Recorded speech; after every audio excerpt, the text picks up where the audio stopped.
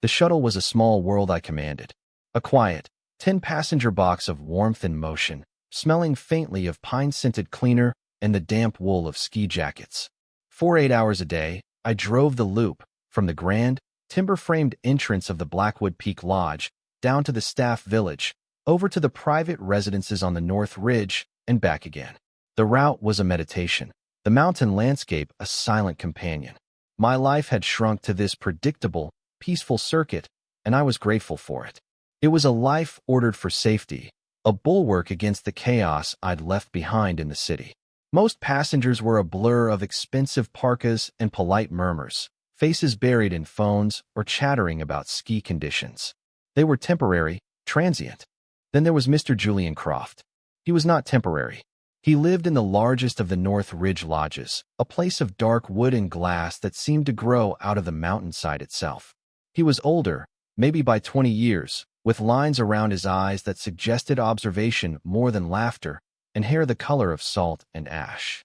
He rode the shuttle perhaps twice a week, always to the main lodge, always sitting in the same seat, the single one facing forward, just behind me. He never spoke much. A low, "Thank you, Leo," when he disembarked was the extent of it. He knew my name. I'm not sure how. Maybe it was on the small placard on the dashboard. But when he said it, the sound was different. It wasn't the dismissive tone of a man used to being served.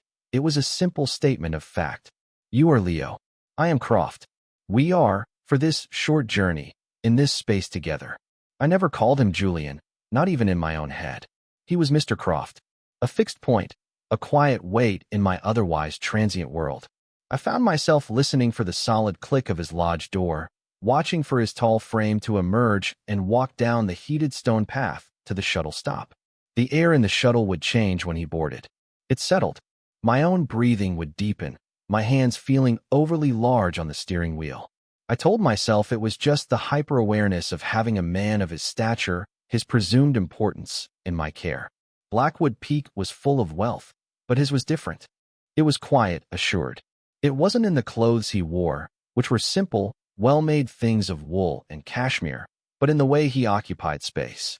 He took up no more than he needed, yet his presence filled the vehicle. One afternoon, after he'd gotten off at the lodge, I did my final check of the cabin. On his seat lay a small, smooth stone, the color of a riverbed, dark gray with a single white vein running through it. It was cool to the touch, heavy in my palm. It felt like something he would carry. A piece of the mountain, tamed and held. I should have turned it into lost and found. It was the procedure, but I didn't. I slipped it into the pocket of my uniform jacket. It became a secret anchor, a small, tangible piece of the man I only observed from a distance. Sometimes, on my breaks, I would take it out and run my thumb over its polished surface, the weight of it a strange and silent comfort. It was a detail that betrayed a yearning I refused to name. The forecast had been whispering about the storm for days, but by Tuesday morning, the whispers had become a roar. A significant winter event, the news called it. The resort management was more direct, a blizzard, with accumulations of up to 4 feet expected in the higher elevations. The mountain was shutting down. Guests were offered refunds to leave early, and a steady stream of luxury SUVs was already making its way down the winding access road. Staff who lived off-property were being sent home by noon, their shifts covered by the handful of us who lived in the staff village. I was finishing my morning loop, the shuttle empty save for the quiet hum of the engine, when my radio crackled. It was Maria from the front desk. "Leo, can you come up to the main lodge, please? Mr. Croft needs to speak with you." My stomach gave a small, nervous lurch. Mr. Croft had never needed to speak with me. We existed in our silent arrangement of driver and passenger. A direct request felt like a disturbance in the natural order of things.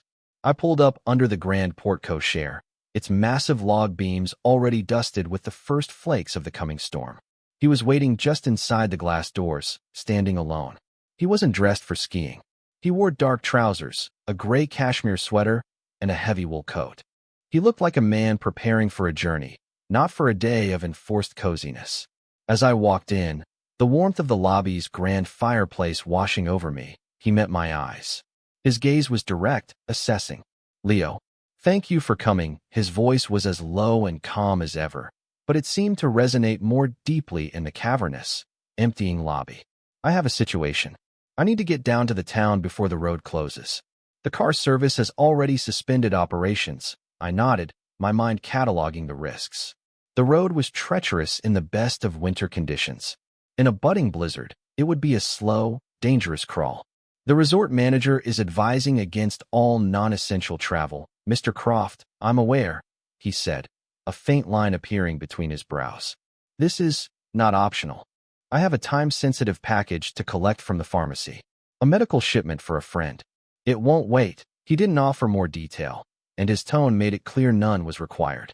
He wasn't asking for my opinion on the necessity of the trip, only on its feasibility. He looked out at the swirling snow. I'm told your shuttle is the most capable vehicle we have left on the mountain, and you are the most capable driver. The compliment was delivered so matter-of-factly that it took me a moment to register it. It wasn't flattery. It was a statement of his research. I would like to hire you, personally, for the trip. I will, of course, compensate you for the risk and the time. Name a number. The mention of money created a subtle shift in the air between us. It was the introduction of a dynamic I instinctively wanted to resist. That's not necessary, Mr. Croft. If the resort manager approves the trip, it's part of my job. No, he said, his voice firm but not unkind. It is not. This is an exceptional circumstance, and it carries exceptional risk. I will not ask you to take it on my behalf without proper compensation. Let's say $5,000. For your trouble, I blinked. The amount was staggering. It was more than a month's salary. It was enough to clear the credit card debt that hung over me like a low-grade fever. The offer was a test, I realized. A way for him to frame this not as a favor, but as a professional contract. It was his way of managing the power imbalance, of creating a clean, transactional boundary. It was both generous and distancing. I felt a strange mix of gratitude and resentment. 2,000, I countered, the number feeling absurdly large coming out of my mouth. That's more than fair.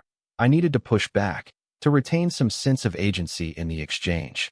A flicker of something, amusement, respect, crossed his face.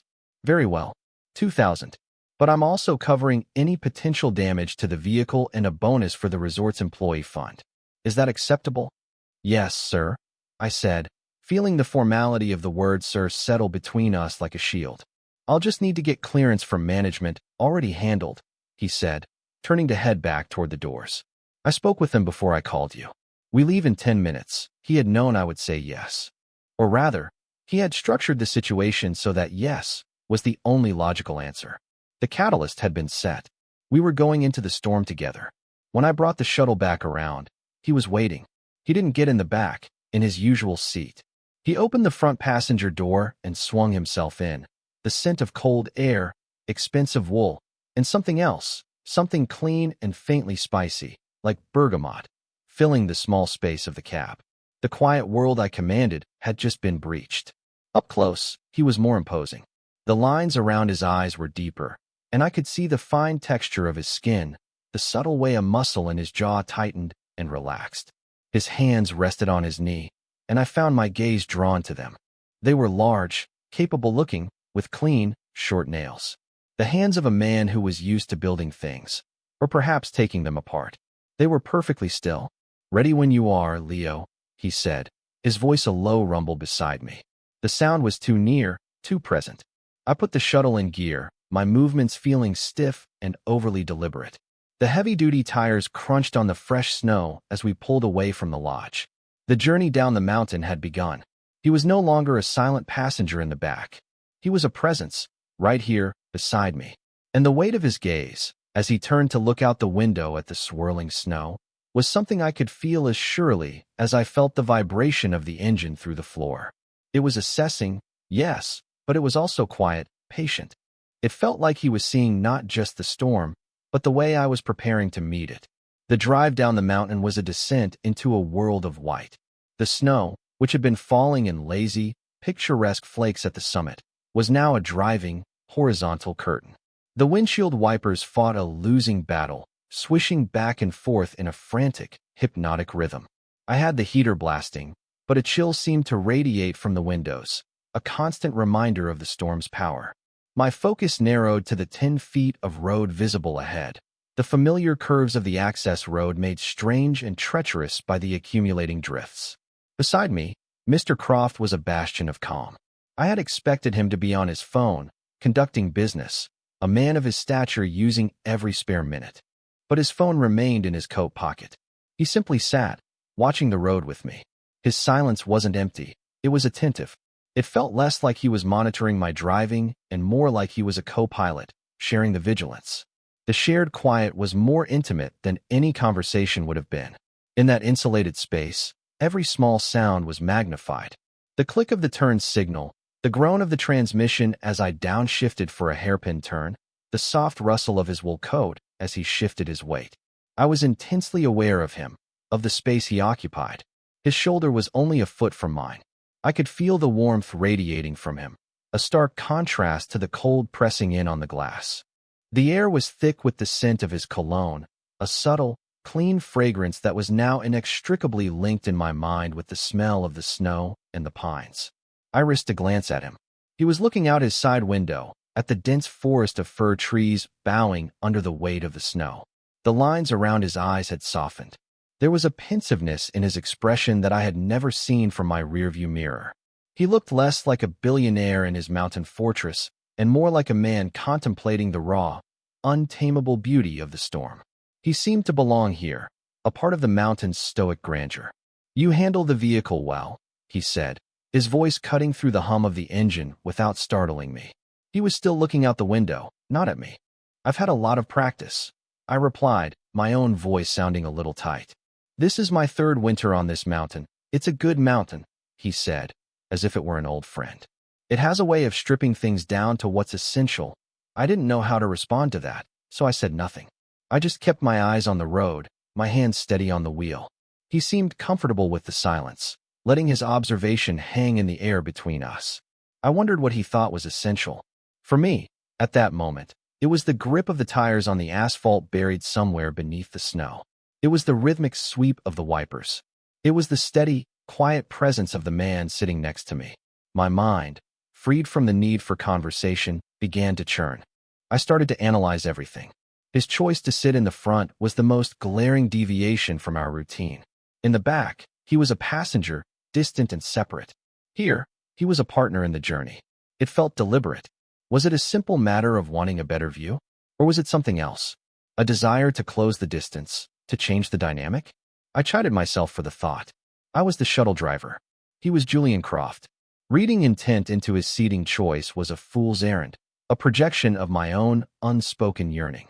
And yet, I couldn't stop. I thought about the way he'd negotiated my payment. He hadn't haggled. He had set a boundary, and when I had countered, he had accepted it with something that felt like respect. He wasn't trying to buy my compliance. He was trying to establish a framework of fairness for an unfair situation. It was a gesture of consideration that felt at odds with the ruthless image I had of men in his position. We passed the halfway point, a large stone marker almost completely buried in a drift. The snow was getting deeper, the tracks from the cars that had fled earlier in the day now completely erased. We were carving our own path. The risk was palpable now, a low hum of adrenaline in my veins. I felt Mr. Croft's gaze on me and turned to meet it for a second. He wasn't looking at me with concern, but with a quiet, steady confidence. It was unnerving. It felt like he was seeing something in me that I didn't see myself. A capability, a steadiness. His belief in me was a tangible pressure. "There's a thermos of coffee in my bag in the back," he said. "We can stop when we get to the bottom, before we head into town. You should have some." It wasn't a question or a suggestion. It was a statement of care. A simple, practical act. He was thinking about my comfort, my warmth. The thought sent a confusing wave of heat through my chest. This man, who could buy and sell anything he wanted, was concerned about whether I had a warm drink. I was just the driver, a temporary employee. But in this small, rolling world, surrounded by the storm, those labels felt thin and insubstantial. Here, we were just two men, moving through the white. We finally reached the bottom of the mountain road, the entrance to the small town of Aspen Creek, marked by a snow-covered sign. The town itself was hunkered down, lights glowing warmly from windows, plows clearing the main street with a slow, grinding roar. The sense of immediate danger receded, replaced by the quiet tension of our shared purpose. I pulled the shuttle into the mostly empty parking lot of the town's small grocery store. I cut the engine, and the sudden silence was immense. All I could hear was the whisper of the snow against the glass and the sound of my own heartbeat in my ears. "I'll just be a moment," Mr. Croft said, his voice softer in the quiet. He started to open his door, then paused. He turned back to me, and for the first time, his gaze felt personal, not just observant. "Thank you, Leo." I mean that he reached over, not to my arm or my hand, but to my shoulder. He placed his hand there, a brief, firm pressure. His hand was large and warm, and the heat of it seemed to seep through the thick fabric of my jacket, through my uniform shirt, and into my skin. It was a simple gesture. A gesture of thanks, of solidarity. It probably meant nothing more than that, but it felt like everything. The touch lasted only a second or two, but the imprint of it remained long after he had closed the door and was walking across the snowy lot toward the pharmacy, his tall frame a dark silhouette against the swirling white. I lifted my own hand and placed it on my shoulder, where his had been. I could still feel the warmth, the solid, grounding weight of it. A meaningful touch, an anchor in the storm. And I knew, with a certainty that was both thrilling and terrifying, that nothing about our silent, simple arrangement would ever be the same. He was gone for maybe 15 minutes. It felt like an hour. I sat in the silent shuttle, the ghost of his touch on my shoulder, my mind replaying the moment on a loop. It was such a small thing. A hand on a shoulder. People did it all the time without a second thought. But everything about Mr. Croft felt intentional. He was not a man who wasted movements or gestures. The pressure had been deliberate, the warmth a palpable transfer of what? Gratitude? Reassurance? Connection? I watched him walk out of the pharmacy carrying a small, insulated cooler bag. He moved with an unhurried grace, even as the wind whipped his coat around him. He didn't seem to feel the cold. When he got back into the shuttle, he brought a blast of frigid air and the fresh, sharp scent of snow with him. He placed the bag carefully on the floor at his feet. "All right," he said, settling into his seat. Now for the return journey. The trip back up the mountain was even slower than the descent. The snow was accumulating quickly, and in some places, the drifts had begun to creep across the road, forcing me to slow to a crawl and navigate around them. The world outside the windows had vanished completely, replaced by a churning vortex of white. It felt like we were the only two people left in the world, in our small, warm bubble of light and steel. We had been driving for about 20 minutes when we rounded a sharp bend, and I had to slam on the brakes. The shuttle fishtailed slightly on the slick surface before the four-wheel drive caught and held us. There, blocking more than half the road, was a fallen pine bough, a massive limb heavy with a thick blanket of snow.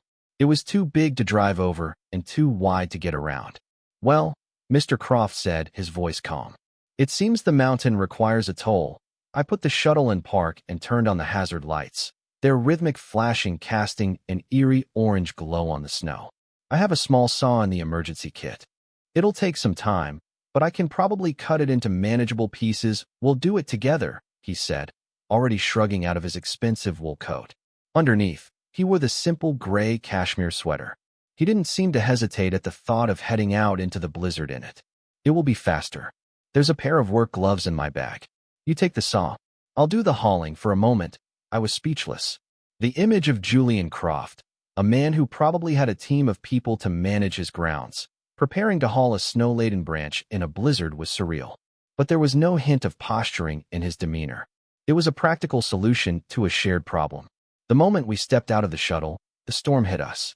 The wind was a physical force, stealing the breath from my lungs and driving icy needles of snow into any exposed skin. The cold was shocking. I pulled my hat down low and zipped my jacket to my chin, grateful for my insulated, practical uniform. Mr. Croft, in just his sweater, seemed unfazed.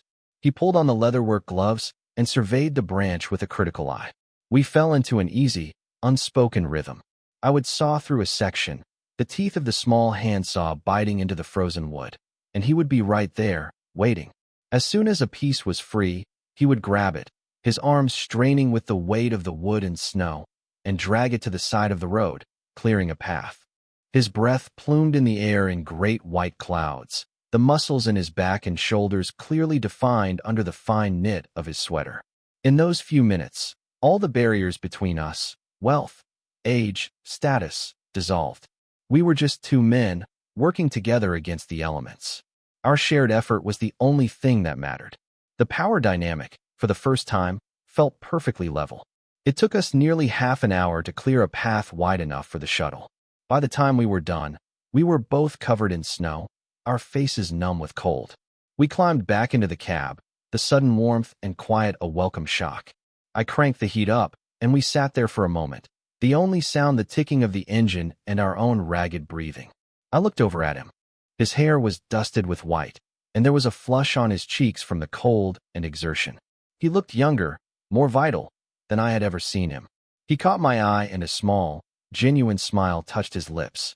It transformed his face, erasing some of the stern, observant lines. "Good work, Leo," he said. "You too, Mr. Croft." He reached into the bag at his feet and pulled out a large, stainless steel thermos.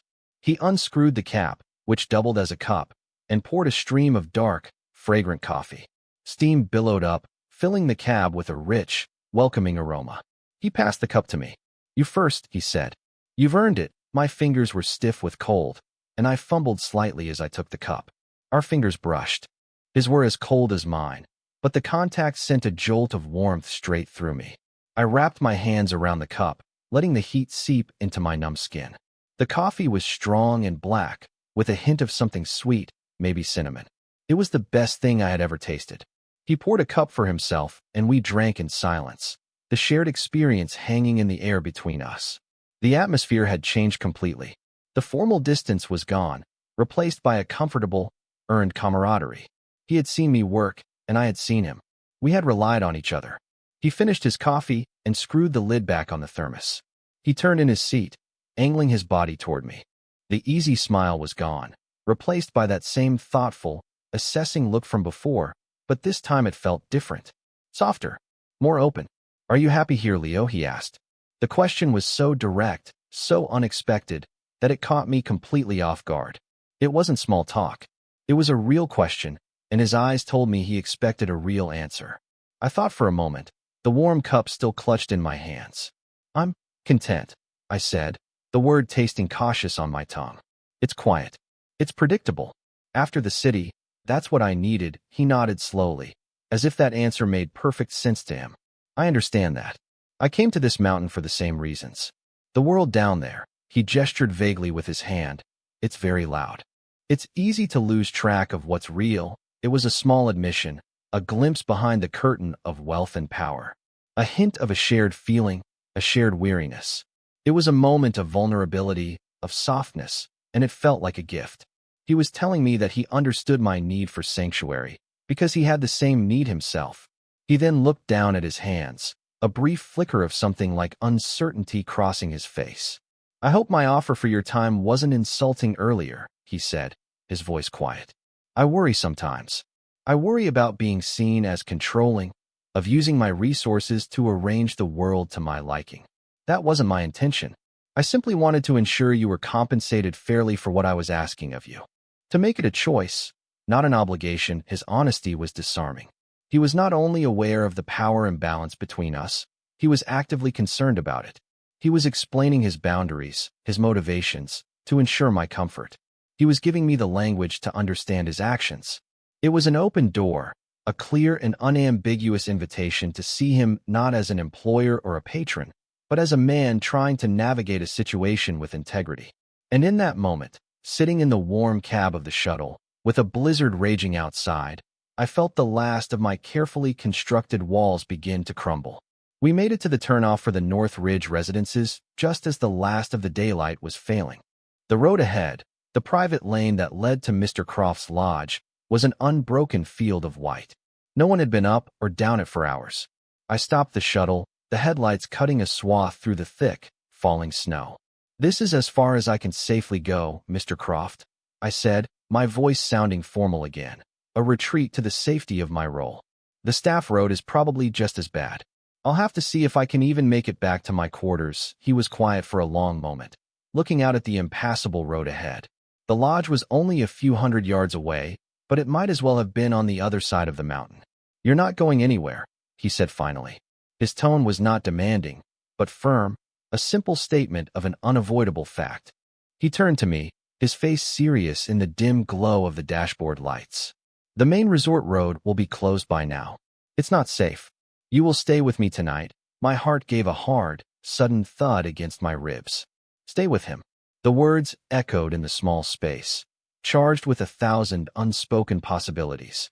My mind raced, searching for an excuse, a protest. But there was none.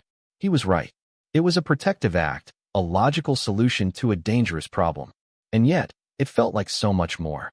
It felt like a tipping point. The storm had trapped us, pushing us from the shuttle into the intimacy of his home. Silence was no longer a comfortable space between us. It was a container for everything we hadn't said. I can't do that, sir. I managed, the word sir a desperate grasp at the old dynamic. There are rules. I have a room in the staff village. The rules do not account for a blizzard of this magnitude. He cut in, his voice patient but resolute. And your room is on the other side of a mountain that is currently trying to bury itself. You will be safer here. And warmer. I have a guest suite that is entirely separate. You will have your privacy. This is not a request, Leo. It is an insistence on your safety. He framed it as a matter of logistics, of safety, but his eyes told a different story. There was a depth of concern there, a current of something that ran much deeper than an employer's duty of care. He was taking responsibility for me, for the situation he had put me in. The choice was mine, but he had made it clear what the only sensible option was. I let out a breath I hadn't realized I was holding. Okay, I whispered. We left the shuttle parked at the turnoff, a bright yellow beacon against the encroaching white. The walk to the lodge was a battle against the wind and the deepening snow, which was now well past our ankles. Mr. Croft led the way, his tall frame breaking the path for me. He carried the insulated bag, and I carried my own small backpack with my emergency supplies. When we finally reached the massive oak door of his lodge, he pushed it open and ushered me inside, out of the storm. The change was immediate and overwhelming. The air inside was warm and still, carrying the scent of a wood-burning fire, cedar, and old books. The lodge was even more magnificent from the inside. A vast central room with a ceiling that soared 2 stories high, supported by enormous log beams. A wall of windows, now a dark mirror reflecting the room, looked out over the valley. A fire crackled in a massive stone hearth. It was the home of a very wealthy man, but it didn't feel like a museum. It felt lived in. Books were stacked on tables. A soft wool blanket was draped over a deep leather armchair. It felt like his space. It felt like him. He took my wet jacket from me and hung it on a hook by the door next to his own. There are spare clothes in the guest's suite closet, he said, his voice a low murmur in the quiet of the house. They're probably a bit big, but they'll be dry. Go get settled. I'll make us some tea. The guest suite was larger than my entire apartment back in the city. A sitting area with its own fireplace, a bedroom with a king-sized bed piled high with pillows, and a bathroom clad in slate and marble. In the closet, as promised, were brand new clothes, soft flannel pants, a thick cotton t-shirt, and a heavy knit sweater. Everything was simple, high quality, and anonymous, as if kept ready for any unexpected guest. I showered quickly, the hot water a blessed relief, and changed into the borrowed clothes. They were, as he'd predicted, a little too big, the sleeves of the sweater falling over my hands. But they were warm and soft and smelled faintly of cedar from the closet. When I came back out to the main room, he was standing by the fireplace, 2 steaming mugs on the stone mantel. He had also changed into dark, comfortable-looking trousers and a dark blue sweater that made the gray in his hair seem brighter. He looked at me, and his gaze traveled over me, taking in the sight of me in his clothes, in his home. The look was intense, and it made the air in my lungs feel thin. He handed me a mug. It was chamomile tea, a calming, gentle choice. We stood by the fire, not speaking, just listening to the crackle of the logs and the howl of the wind outside. The silence was deafening. Every unspoken question, every unacknowledged feeling, seemed to be packed into the space between us. He broke it first. I've enjoyed our quiet drives, he said, his eyes on the flames. It was such a simple statement, but it was a clear admission. He hadn't just been a passenger. He had been aware of me, of our shared silence. He had valued it. I swallowed, my throat suddenly dry. Me too, I said, the words barely a whisper. He turned then, his back to the fire, and faced me fully. The light from the flames cast flickering shadows across the strong planes of his face. His expression was serious, his gaze unwavering.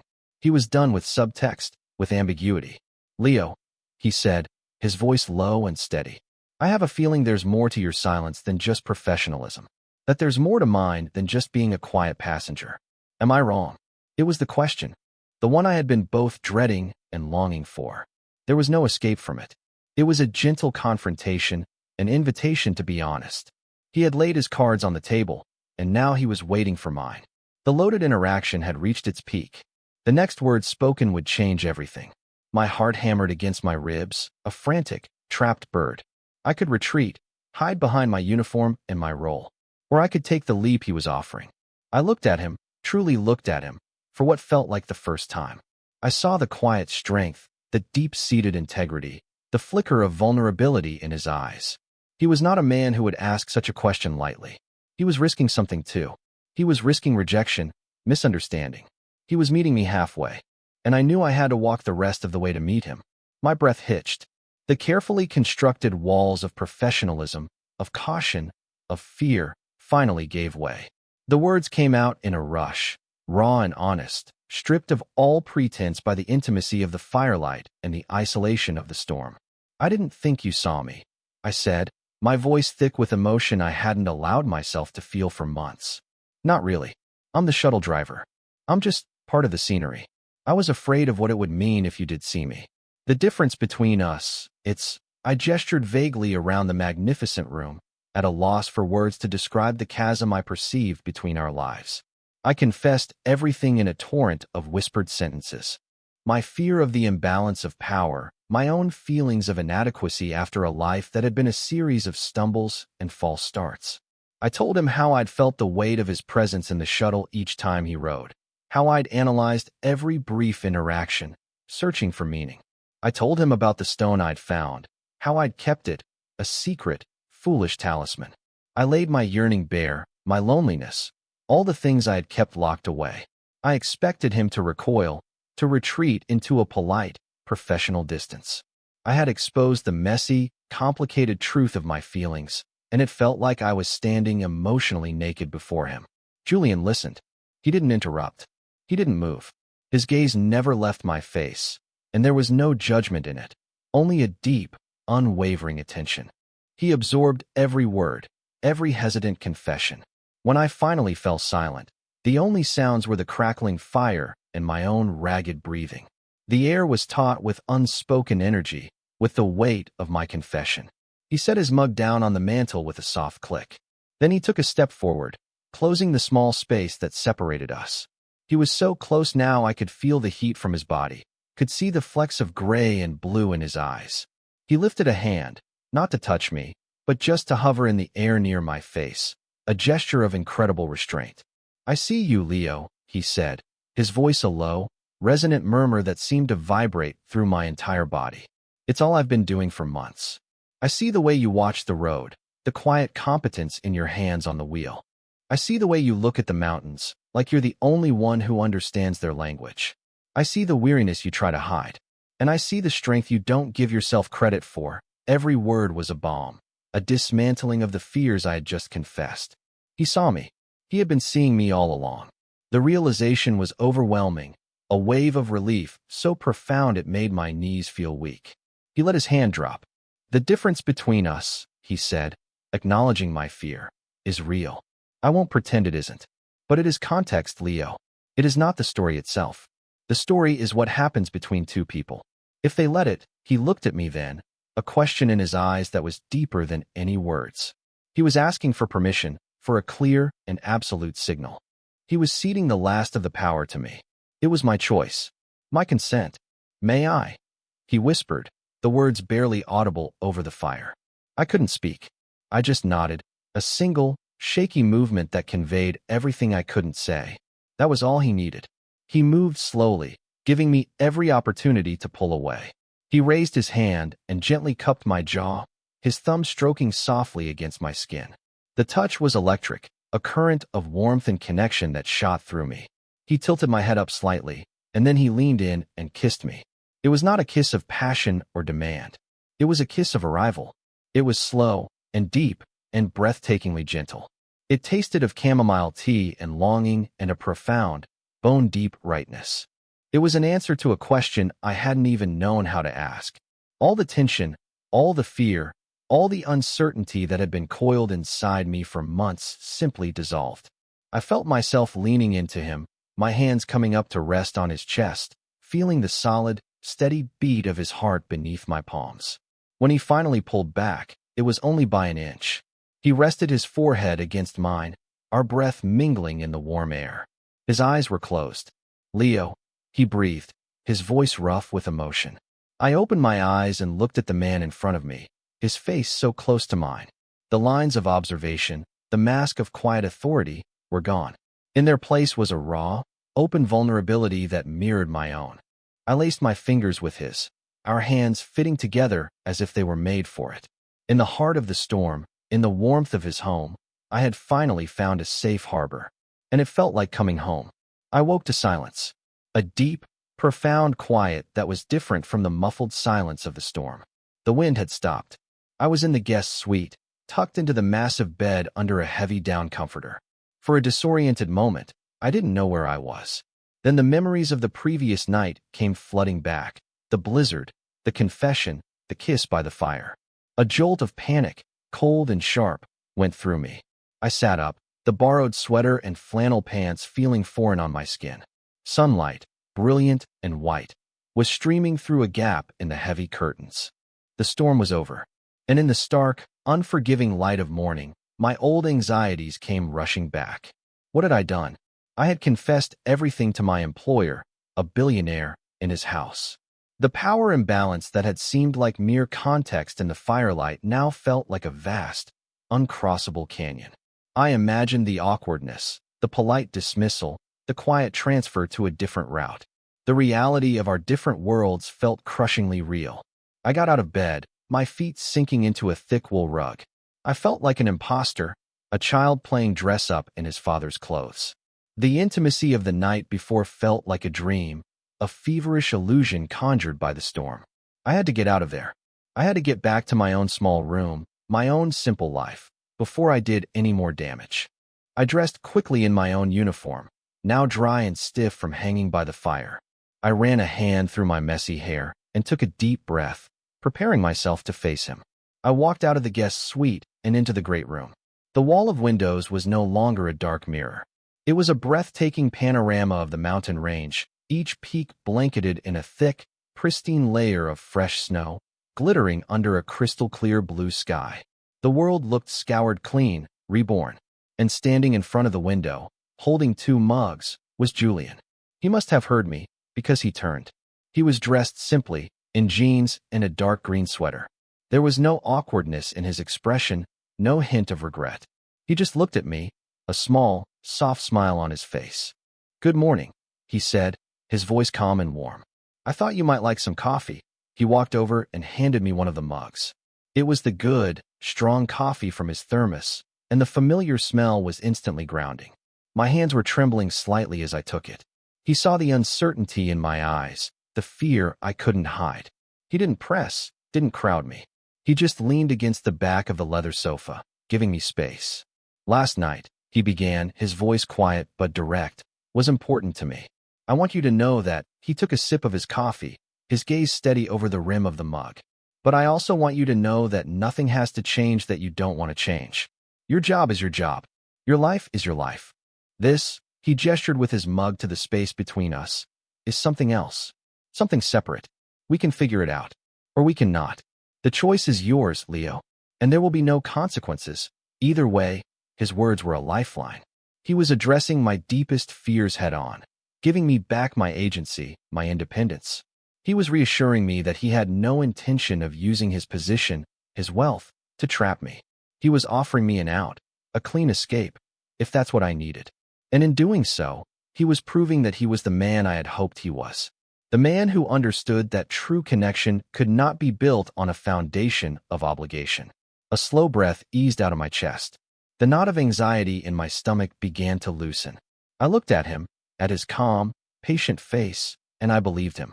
"Thank you," I said, my voice a little hoarse. I don't want to not. The small smile returned to his face, warmer this time. Good, he said simply. I don't either. The resort's maintenance crews worked miracles, and by midday, the main roads were passable, though still flanked by massive walls of snow. Julian drove me in his own vehicle, a discreet but powerful black SUV, down to where my shuttle was parked. The ride was comfortable, the conversation easy. We talked about the mountain, about the beauty of the world after a big snow. We didn't talk about the night before. We didn't need to. The reassurance had been given and received. Back at the staff village, word of my adventure had already spread. My friend and fellow driver, a cheerful guy named Marco, met me as I was walking to my room. Heard you got the VIP treatment, he said with a grin, nudging my shoulder. Stranded with the king of the mountain himself. Did he make you polish his gold bars? I felt a hot flush of self-consciousness creep up my neck. This was it. The test. The jokes, the gossip, the inevitable speculation. For a second, my old instinct to retreat, to downplay, to make myself small, flared up. But then I thought of Julian's steady gaze, of his quiet reassurance. This is something else. Something separate. I managed a small smile. Something like that, I said, keeping my tone light. His guest suite is nicer than the presidential suite at the lodge. I'll tell you that. I didn't deny it, but I didn't elaborate either. I treated it as the wild, circumstantial event it was, and Marco, seeing he wouldn't get any dramatic details, just laughed and slapped my back. Later that day, I was driving my loop when I saw Julian walking toward the main lodge. Our eyes met through the wide expanse of the shuttle's windshield. He didn't smile or wave. He just gave me a small, almost imperceptible nod. It was a quiet acknowledgement, a shared secret in plain sight. And it was enough. It grounded me, reminded me that what we had was real, separate from the roles we played during the day. We could navigate this together. A few days passed. The resort returned to its normal rhythm. The snowplows cleared the last of the roads, and new guests arrived, eager to ski the fresh powder. My life went back to its predictable circuit. I saw Julian a couple of times on my route. He went back to sitting in his usual seat behind me. The brief, formal, "Thank you, Leo," returned. To any outside observer, everything was exactly as it had been before the storm. But it was all different. The silence in the shuttle was no longer just an absence of noise. It was a shared space, filled with the memory of a fireside confession and the promise of a kiss. The weight of his presence was no longer a source of anxiety, but a quiet comfort. That Friday evening, my personal phone buzzed. It was a number I didn't recognize. My heart stuttered. I answered. "Leo," his voice said, and the sound of it, so familiar from my shuttle and yet so new on my phone, sent a shiver down my spine. "It's Julian," he used his first name. The shift was deliberate, a confirmation of the new terms between us. "Hi," I said, my voice sounding ridiculously breathless. "I was wondering if you were free tomorrow evening," he said. There was a slight hesitation in his voice, a hint of nervousness that was profoundly endearing. "I would like to take you to dinner. In town. Somewhere that is not on this mountain. A real date."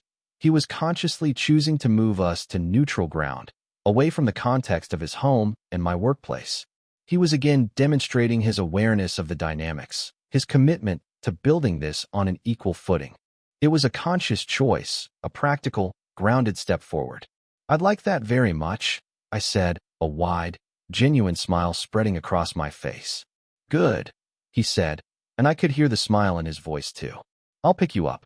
7 o'clock, the next evening, we sat across from each other in a quiet corner of a small, unpretentious Italian restaurant in Aspen Creek.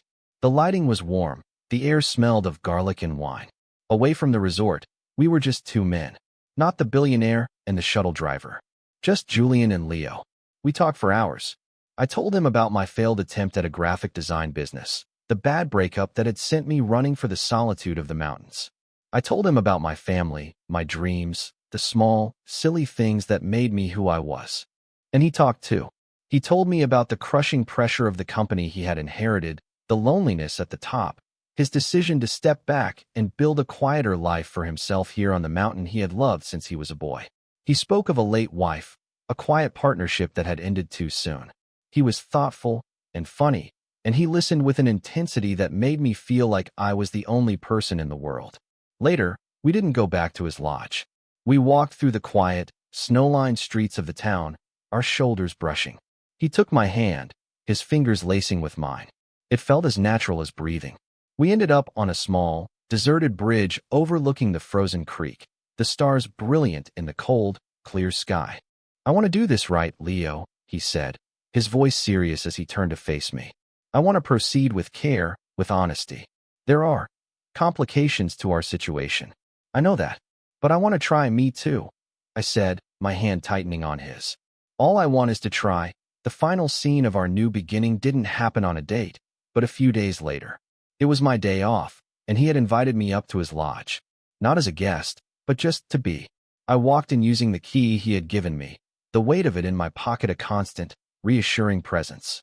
I found him in the kitchen, a bright, modern space I hadn't seen before, wearing an apron and concentrating fiercely on chopping vegetables. He looked up and smiled when I came in. "Perfect timing," he said. "You can make the salad," and so we did. We cooked dinner together, moving around each other in the easy, comfortable silence of people who are beginning to learn each other's rhythms. The grand, intimidating space of his lodge was transformed. It was just a kitchen. He wasn't Mr. Croft, the master of the house. He was Julian, a man who was slightly clumsy with a garlic press. I was no longer the help, the employee out of his depth. I was Leo, the man who knew how to properly dress a salad. We ate at the small table in the kitchen, not in the formal dining room. We talked and laughed, and later, we sat on the sofa in front of the fire, my head resting on his shoulder, his arm securely around me. The quiet intimacy of the domestic scene felt more profound, more real, than any grand romantic gesture could ever have been. It felt like an arrival. I looked around the room, at the firelight dancing on the log walls, and I thought about the man beside me. I thought about the journey from the shuttle to this sofa. I was no longer the isolated, fearful person who had been so certain of the unbridgeable gap between our worlds. The gap was still there, a fact of our lives, but it no longer looked like a chasm. It was just context. The foundation we were building was not made of his money or my gratitude. It was being built, slowly and carefully, out of mutual respect, quiet understanding, and the shared, miraculous feeling of finding a safe harbor in a storm. I felt his hand tighten on my shoulder, in the same spot he had touched in the snowy parking lot. But this time, it wasn't a fleeting gesture. It was a promise. And for the first time in a very long time, I felt steady. I felt hopeful. I felt home. Share your thoughts in the comments. What moment stayed with you? If the story resonated, a like helps others find it. Subscribe for more slow burn male/male love stories told with warmth and care.